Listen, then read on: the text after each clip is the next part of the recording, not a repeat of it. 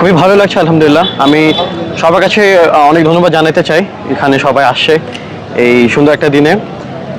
আমি অনেক খুশি আমার আব্বুর পাশাপাশি আমরা তিনজনই এই চ্যারিটির জন্য হেল্প করতে পারতেছি। অ্যান্ড চ্যারিটিকে অনেক বড় একটা ধন্যবাদ, ওরা অনেক দারুণ একটা কাজ করেছে।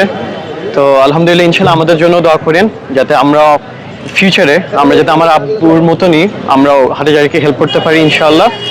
যাতে আমরাও একটা বড় একটা যাতে আমরা আমার আব্বুদের সাথে আমরা যাতে পাশাপাশি থাকতে পারি, যাতে যেমন আমার আব্বু সবাইকে হেল্প করতে সেখানে আমরা যাতে আমাদের আব্বুর ফুটস্টেপসে ফলো করে তা আমরাও সবাইকে এখানে আরো ফিউচারে হেল্প করতে পারি ইনশাআল্লাহ।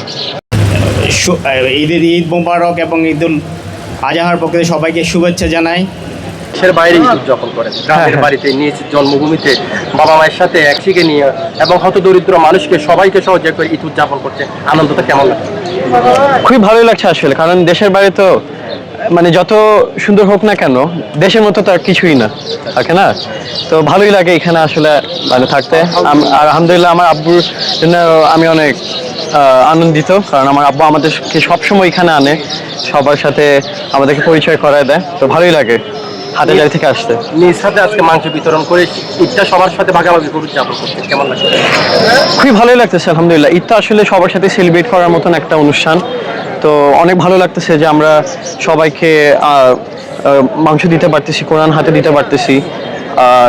এই ইসলামের এই নলেজটা আসলে শেয়ার করার মতনই এমন একটা জিনিস। তো আমাদের খুবই ভালো লাগতেছে যে আমরা এটা করতে পারতেছি। আপনাকে যে বিপুল ভোটে জয় করেছেন হাটহাজারীবাসী, তাদের উদ্দেশ্য যদি বলেন।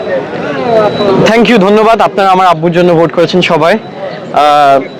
আপনাদের ভোট জন্যই আমার আব্বু অ্যাকচুয়ালি এখন যেখানে আছে ওখানে দাঁড়াতে পারতেছে।